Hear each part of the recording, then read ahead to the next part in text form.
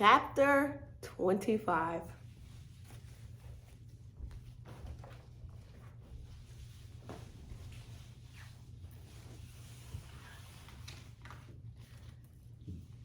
Action Step 1. Design your path. Your ability to discipline yourself to set clear goals and then work toward them every day will do more to guarantee your success than any other single factor. Brian Tracy. Do first what you don't want to do most. Clifford Cohen. Self-discipline is the ability to make yourself do what you should do when you should do it, whether you feel like it or not. Albert Hubbard. Aspiration without action is wishful thinking. Awareness without action is powerless.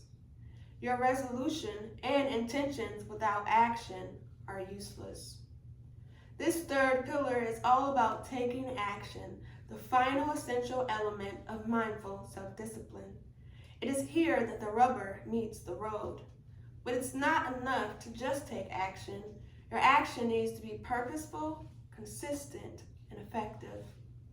In the first step of this pillar, you will learn how to translate your aspiration and goals into milestones and habits, and then overcome the 4 remaining obstacles to disciplined action: forgetfulness, procrastination, doubts, and rigidity. Taking action requires effort, and your brain doesn't like effort. Indeed, 10,000 years ago, laziness was often a virtue. It meant saving energy and thus increasing the chances of survival. Nowadays, laziness means the exact opposite. You will struggle to pay the bills. Besides, if your goal is not only surviving but also thriving, laziness is not an option. Your action plan. To move forward with your aspiration, you need to take an organized action. For that, you will need an action plan, which is your map of the territory. Otherwise, it's easy to end up putting in a lot of effort without really knowing what you are doing, and then not expecting the results you are after. That leads to frustration and giving up. Having an action plan like that can help you avoid 2 pitfalls on the path: underestimating the journey and underestimating yourself.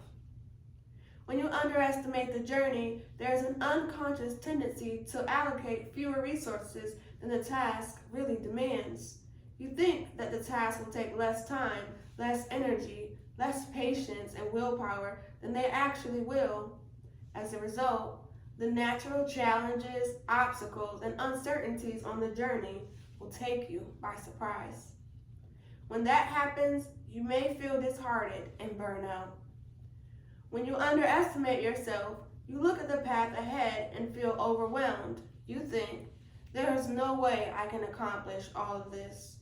You don't have a clear path forward, therefore you feel discouraged and start doubting yourself. Breaking down your journey into milestones and then action steps allows you to avoid these 2 pitfalls. You will have a better grasp of what is needed in order to achieve your goal, thus developing a healthy dose of respect for the work that lies ahead. And also, you won't get overwhelmed because the next steps are always clear and small enough that you can tackle. Let's now get started on your action plan. Choose your milestones. Your aspiration is the end benefit. It's your new identity, who you want to become. In Chapter 9, we translated that into SMART goals, which are more specific and time-bound. Now we need to further break down some of your SMART goals into milestones. An aspiration can have multiple goals under it, covering the different aspects of that dream, value, or project. And each goal often has at least a couple of milestones. Milestones are the key phases that you go through to achieve a goal. Here are some examples of how this might look. Aspiration, goal number 1, happy family life. Marry a smart and loving partner before I turn 35. Share my wisdom. write an influential book on leadership by the end of next year. In health and vitality, lose 40 pounds by Christmas this year. The milestone 1 would be to work on myself. Under share wisdom, research and plan. And under health and vitality, lose the first 10 pounds. And milestone number 2, under happy family life, would be find a good partner. Under share my wisdom, it would be write first draft. And health and vitality, lose 10 more pounds.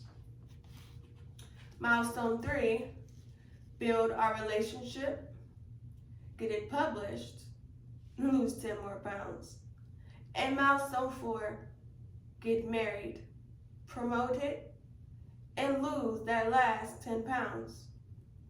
As you can see, for some goals, the milestones will be different types of tasks or sub-projects, first 2 aspirations above. For the other types of goal, more quantifiable in nature, the milestones will be different landmarks in progress of the same type of activity, 3rd aspiration above. You can also benefit from having a start and end date for each of your milestones. These dates are a plan, not reality. Reality will rarely be like any of your plans, yet planning is still extremely useful. Having a clear start date and deadlines helps you keep your momentum, build a sense of urgency, and channel your resources properly. So here are your next steps in your journey of mindful self-discipline. Number 1, select an aspiration to focus on and at one of its SMART goals. Number 2, break down that goal into milestones. Number 3, add a start date and deadline for each milestone. Number 4, repeat the steps above for every aspiration and goal. Milestones allow you to focus your energy better and to avoid overwhelm. They clarify the steps ahead, help you feel more motivated, and give you a taste of success more quickly. You can dream as big as you like, but you need to break down that dream into SMART goals and those goals into achievable milestones. If your big aspiration is not yet clear, then simply get started with a SMART goal of improving a specific area of your life and developing the habits that you need for that purpose. Action step. Break down your goals into specific milestones. Choose your habits. Once you have clear milestones, you then break down each of them into habits. Your habits are the specific things you need to do to complete each milestone. They may change as you progress from one milestone to the next. A habit is a commitment to your goal. It is you allocating time and energy to advance your cause. If your aspiration is not translated into habits, it will never get fulfilled. There are 3 types of habits depending on the nature of your milestone. Action habit. What you need to commit to is a single activity such as meditate for 20 minutes every morning or write in my gratitude journal before going to bed. A replacement habit. When your self-discipline is about breaking a habit or overcoming a harmful urge, your habit will then be about replacing the action that you take after a given cue with a healthier one. For example, whenever I feel like smoking, I will instead do 5 minutes of conscious breathing. And project habit. When your milestone is a complex sub-project with different types of activities, example, launching a blog or buying your dream house, your habit will be in the form of a time commitment such as to work on my project from 7 to 9 p.m., 5 days a week. During that allotted time, you will then go through the tasks needed to advance your milestones in order, one after another. There are many different ways to achieve a goal, and therefore, there are different habits that could be useful for that purpose. Each habit thus represents a different strategy. If your goal is to lose weight, your food-related habit could be to follow a low-carb diet, or it could be to practice intermediate fasting by eating once a day, the OMAD diet. There are different possible habits for achieving the same result. List your habits. Your next step is to figure out the specific habits you need to create in order to support your goal. Who will you need to become in order to actualize your aspiration? What are the habits and behaviors of the ideal version of yourself, the one who has achieved his or her goal? Look at your first milestone and make a list of all the important activities you need to perform to fulfill it. These are the daily rituals that help you make progress toward your goal. Here are some questions to help you figure this out. What changes do I need to make to achieve my goal? What activities help me make progress toward my goals? What are the different strategies to achieve that goal and their steps? What new beliefs and way of thinking will I have to develop? What are the habits, routines, and virtues of people who have achieved my goal? For the last question above, you can use the role models you listed while going through the exercises of the aspiration pillar, step 1. Deconstruct what makes them who they are. This will give you a list of things you need to do and qualities you need to develop. Alternatively, you can use your ideal future identity as a base for these questions. Once you have your list of activities ready, review it and try to figure out what are the 1 or 2 essential habits you need to create. These are the things without which no real progress is possible.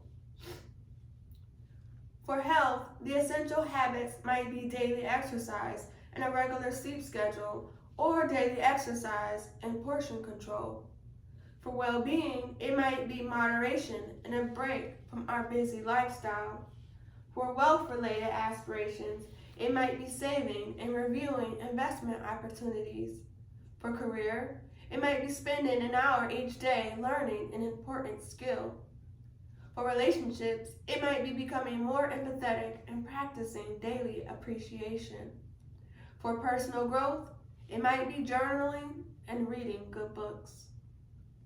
Find keystone habits. There may be many habits that you want to create in your life. Habits for your health, career, personal growth, hobbies, and relationships. However, you don't need to start with all your habits right now.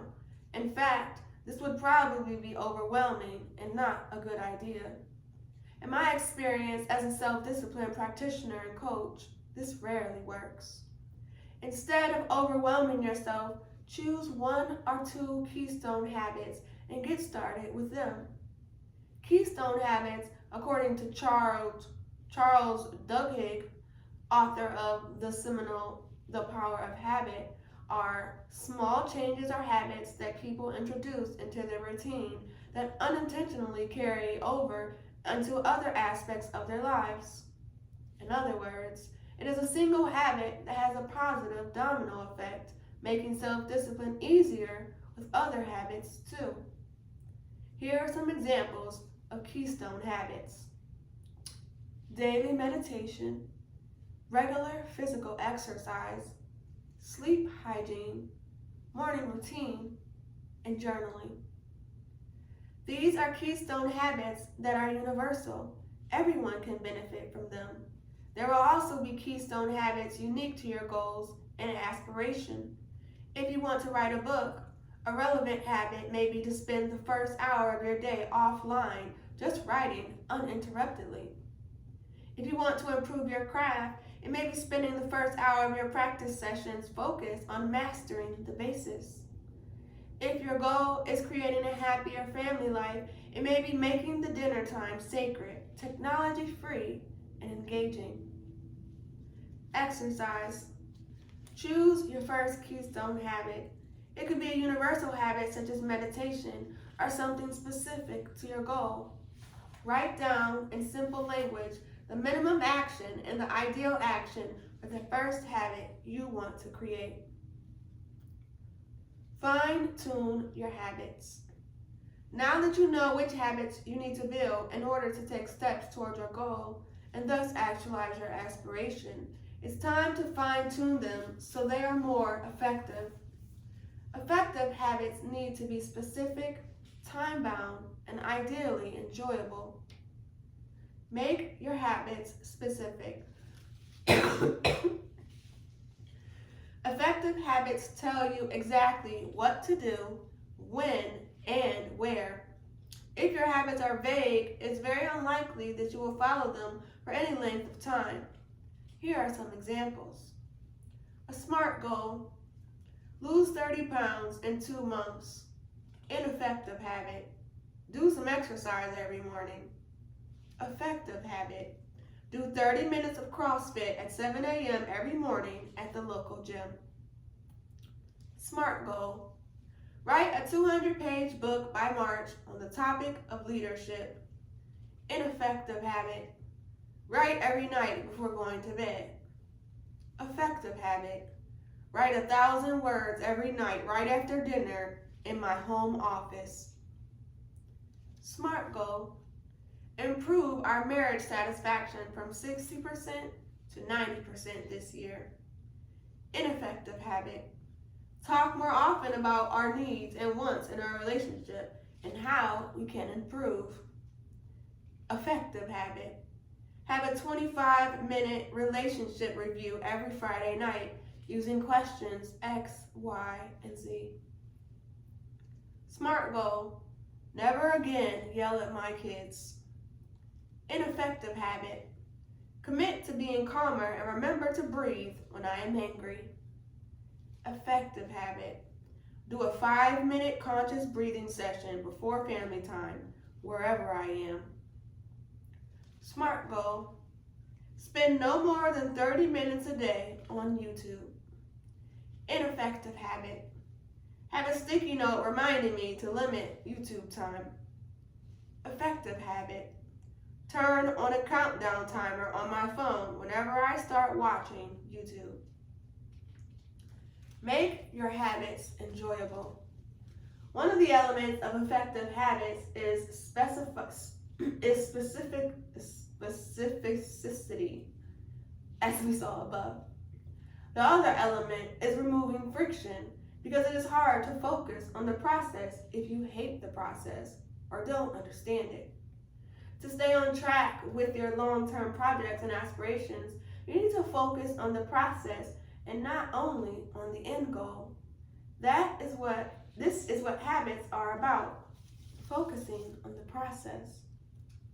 We naturally tend to procrastinate or get distracted when doing tasks we dislike, find boring, or find meaningless. On the other hand, if you can derive some sense of satisfaction from the process itself, then being disciplined to achieve your goal will come more naturally. You will be more wholehearted in your process. For a habit to be effective, see if you can learn how to enjoy the process itself. If you can learn to truly enjoy the activities required to achieve your goal, then it will be much easier for you to stay focused on them and keep those habits in the long term. For that, love not only the goal, but also the path itself. Let the path itself be the goal. This approach is not only more enjoyable, but also more effective. The way to do this is simple. When pursuing your aspiration, find a process that you can enjoy, or learn to enjoy the process you found. The end result of both is the same. You'll be present, dedicated, engaged. Perseverance will come more naturally, failures will matter less, and it will be easier for you to stick to your plan until fruition. There are many different ways to achieve a goal. If you want to get in shape, for example, there are hundreds of different physical activities. If you hate running or lifting weights, then you can try tennis, martial arts, or any other sport you find more interesting. Even if these options have been proven to be objectively less effective for your particular goal, they would still be more effective for you because you'll be able to focus better, put in more effort, and stick to the activity longer. This is finding a process you can enjoy. Whether that is not possible or desirable, you then need to learn how to enjoy the process of doing something that you naturally dislike. For example, if doing CrossFit every day is the most effective way to achieve your goal, you might as well learn to enjoy it. How do you learn to enjoy an activity you dislike? By adding rewards to that activity, a topic we will cover in depth in Step 2, the next chapter. But let us have a brief overview right now for the purpose of choosing your habit. You can make an activity intrinsically rewarding by using positive reappraisal, Chapter 19. Contemplate the qualities of that activity, focus on its rewards, change your self-talk about it, etc. If that is not possible, you can attach intrinsic rewards. One way to do that is known as temptation bundling, a term coined by Professor Catherine Milkman. This technique involves pairing indulgence with a goal-promoting activity. You can do that, for example, by listening to music while walking on the treadmill. Despite this concept being highly praised by other experts in the field, I don't see temptation bundling as an ideal solution, definitely not from the meditation point of view. We already live in a distracted world. Temptation bundling splits your attention and makes you feel less focused on the activity itself, only to make it bearable. It's also not something you can use effectively for activities that require concentration, such as work or study. For those reasons, I almost didn't include this technique in the book. However, it is still better than hating what you are doing and counting the minutes to finish it. So keep this method as your last resort in case you couldn't choose a process you love and couldn't make a positive reappraisal work. One area for which this method can work well is when the temptation comes after your goal-promoting activity rather than together with it. For example, I will only watch my favorite TV show after cleaning up the kitchen, or I will have a piece of chocolate only after I write 500 words. However, this is not really temptation bundling, but what I call temptation sequencing.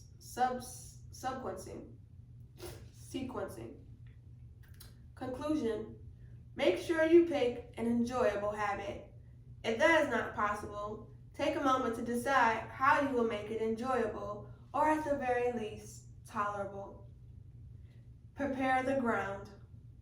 Now that you know what the habits, activities, and qualities you need to cultivate, it's time to decide the how to get prepared. Do you need any special tools, knowledge, or other external circumstances in order for you to do your habit? If so, your first step is to get these things ready. Otherwise, you won't be able to start.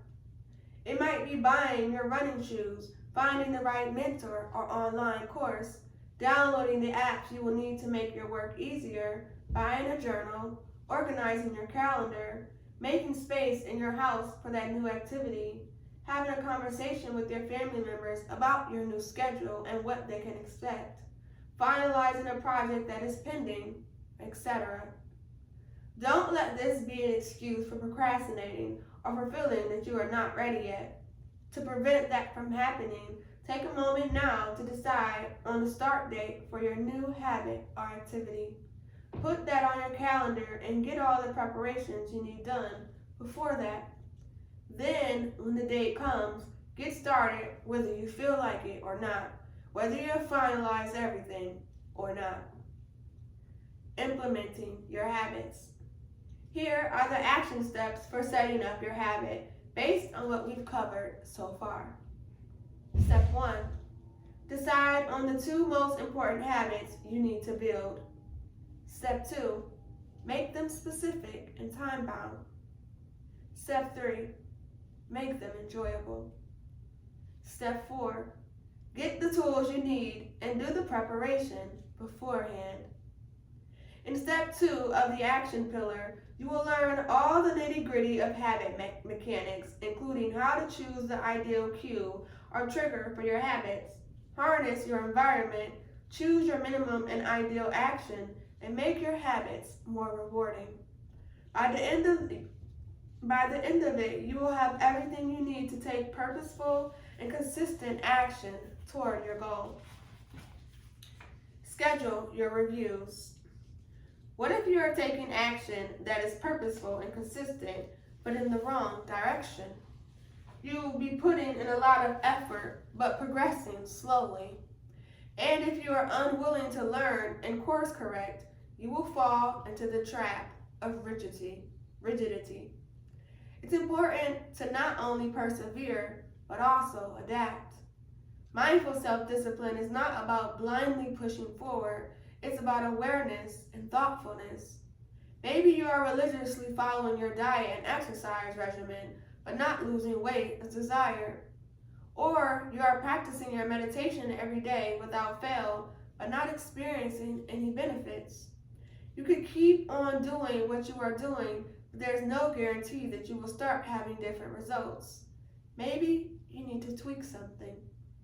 Don't just push through stubbornly with a brute force approach, hoping that eventually it will all add up. Don't just set it and forget it, leaving your habit or process lifeless. Always be caring, always be curious, be open and coachable.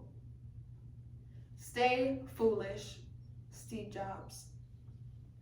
You need to constantly fine-tune the process.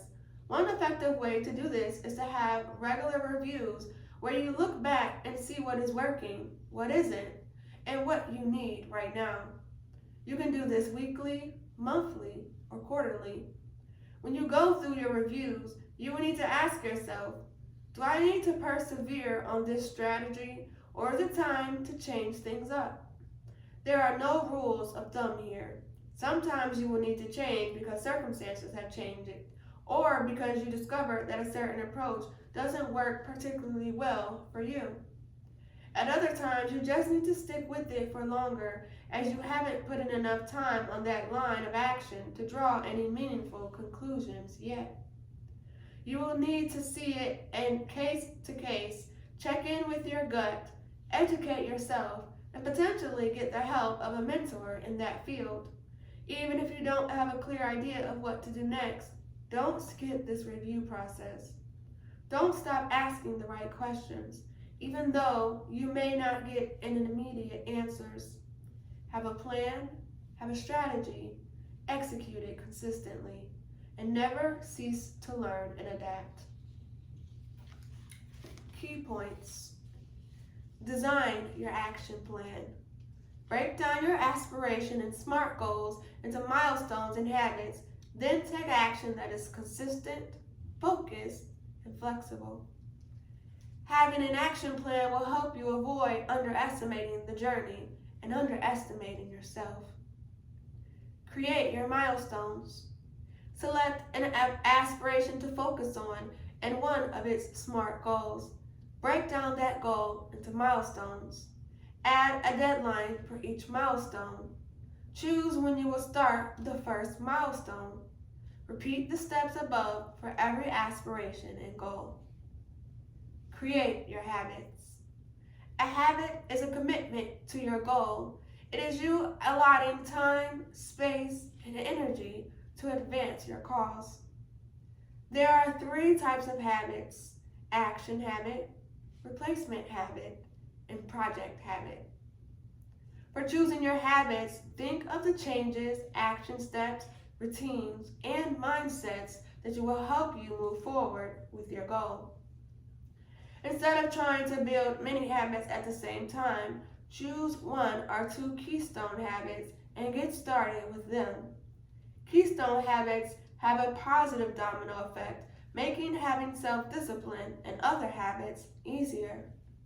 For a habit to be effective, it needs to contain exactly what to do, when, and where. And it should be something that you either enjoy or can learn to enjoy. Prepare the ground by getting the tools, knowledge, and circumstances needed so you can perform your activity with less friction. But don't let friction be an excuse procrastination. Review often. You need to have regular reviews to see what is working and not working. Be open and coachable. Never cease to learn. Chapter 26.